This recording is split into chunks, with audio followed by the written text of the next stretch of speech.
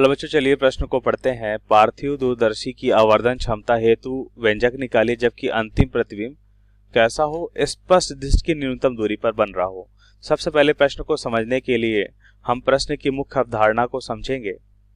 मुख्य अवधारणा हम क्या देखते हैं? मुख्य अवधारणा। तो पार्थिव दूरदर्शी को पहले समझते हैं कि क्या होता है पार्थिव दूरदर्शी। पार्थिव दूरदर्शी क्या होता है? तो पार्थिव दूरदर्शी हम जानते हैं कि इस दूरदर्शी का उपयोग पृथ्वी पर दूरस्थ वस्तुओं को देखने के लिए किया जाता है। तो हम यहाँ पे लिखते हैं कि इस दूरदर्शी का उपयोग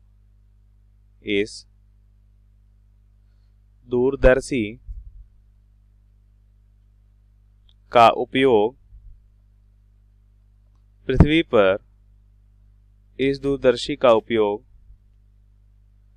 पृथ्वी पर दूरस्थ वस्तुओं को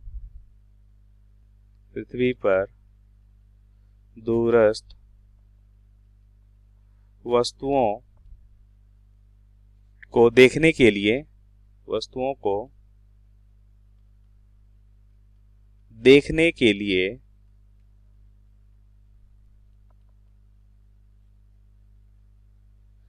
किया जाता है।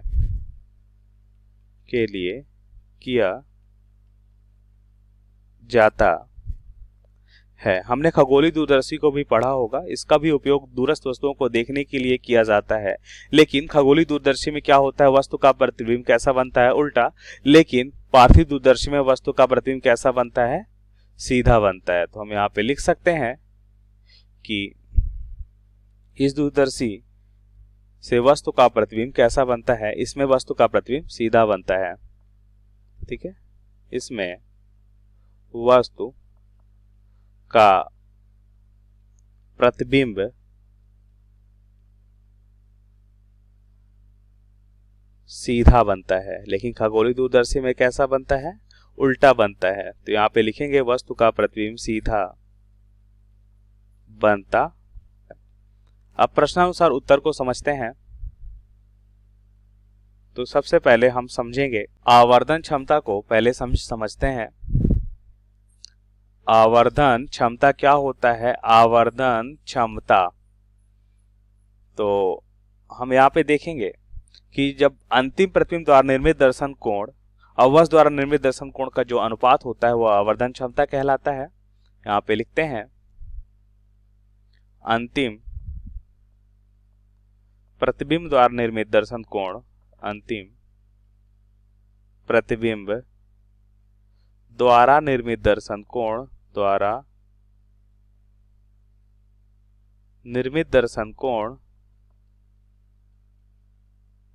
निर्मित दर्शन कोण और वस्तु द्वारा निर्मित दर्शन कोण का जो अनुपात है, यहाँ पे लिखते हैं वस्तु द्वारा निर्मित दर्शन कोण का अनुपात क्या कहलाता है? आवर्धन क्षमता कहलाता है, जिसे हम m से लिखते हैं। अंतिम प्रतिबिंब द्वारा निर्मित दर्शन कोण को हम बीटा और वस्तु द्वारा निर्मित दर्शन कोण को हम क्या लिखते हैं? अल्फा। अब इसे एक चित्र से समझेंगे। इसे हम एक चित्र से समझते हैं। m बराबर बीटा बटा अल्फा।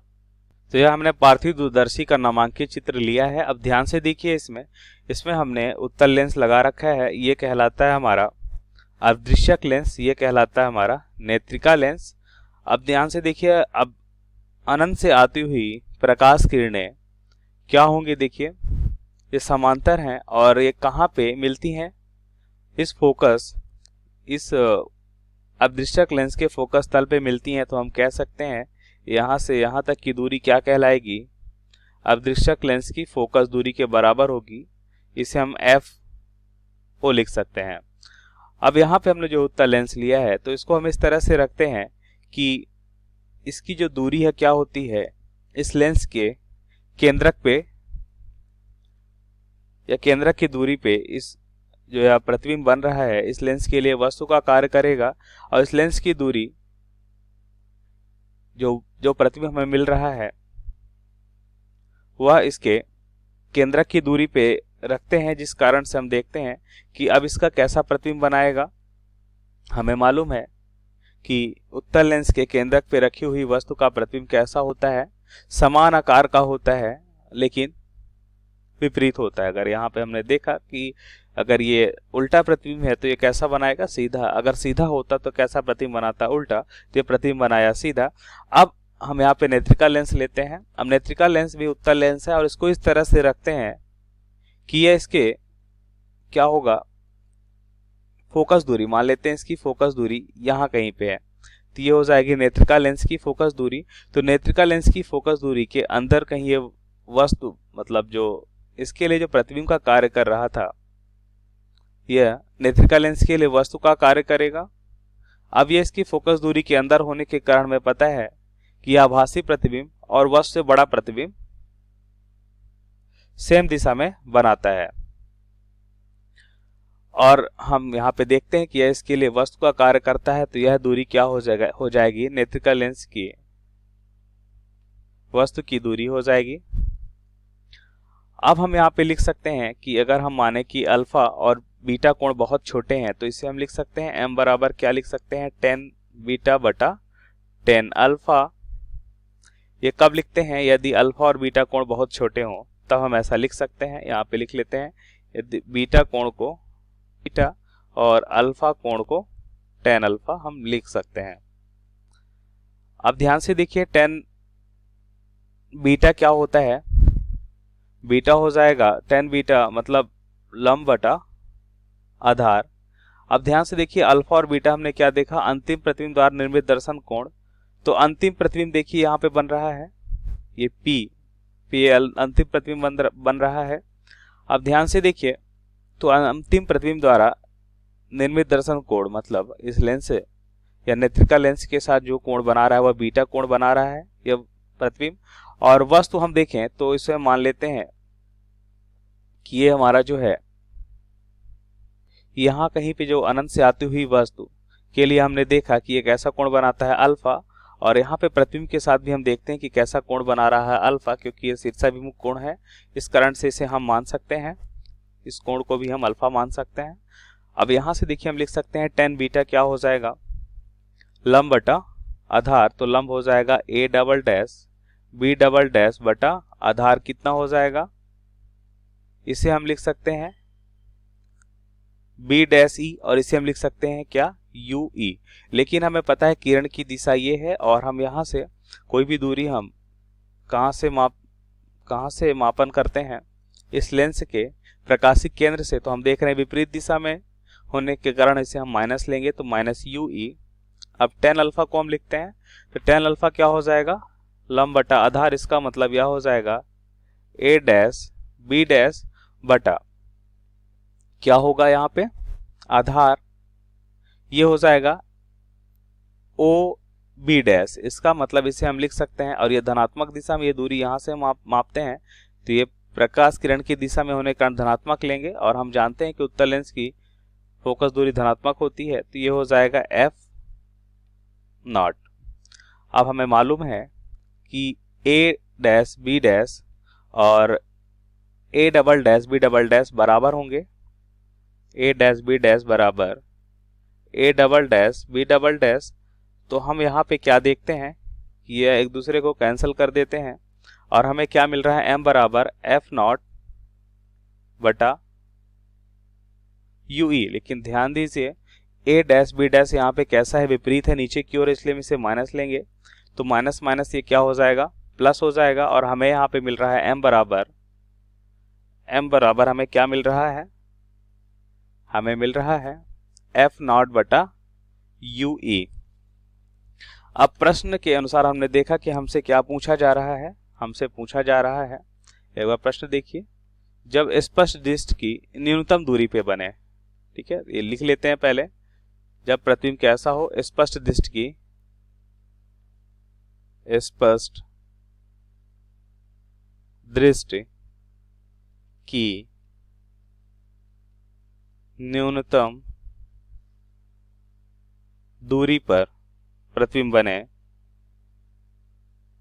तो हम क्या देखेंगे, स्पष्ट दृष्टि की न्यूनतम दूरी का मतलब यह हुआ कि प्रतिबिंब की दूरी क्या होनी चाहिए, डी पे होना चाहिए। एक बार यहाँ पे फिर से हम चित्र को देखते हैं तो यह दूरी क्या हो, ये दूरी कैसी हो, डी पे हो। अब दूरी का हमें मालूम है कि प्रकाशिक केंद्र से करेंगे तो विपरीत दिशा में होने के कारण माइनस डी लिखेंगे इसे,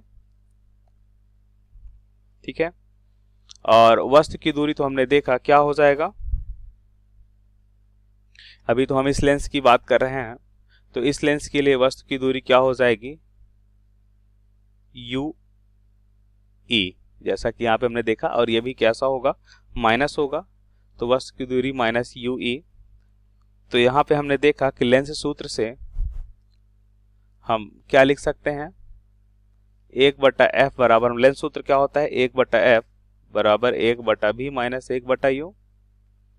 तो यहां से देखिए हम क्या लिखेंगे, अब अदृश्यक लेंस के लिए हम देख रहे हैं तो ये हो जाएगा, नेत्रिका लेंस के लिए FE VE UE।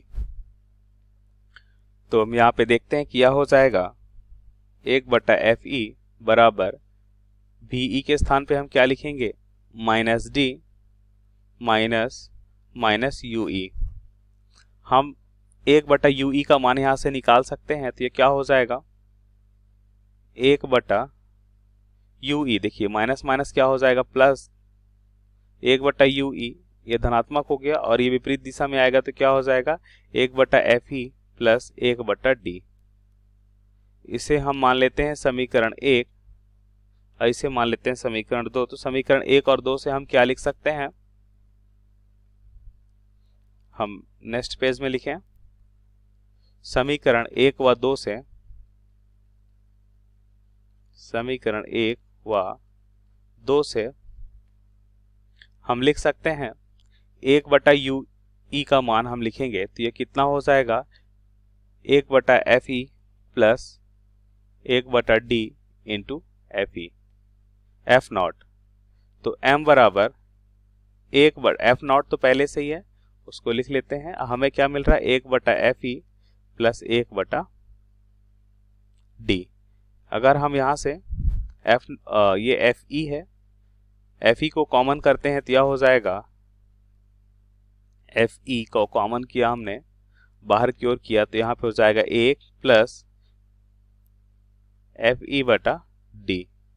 तो यह आवर्धन का क्या हो जाएगा, सूत्र हो जाएगा जब अंतिम प्रतिबिंब स्पष्ट दृष्टि की न्यूनतम दूरी पे बन रहा है।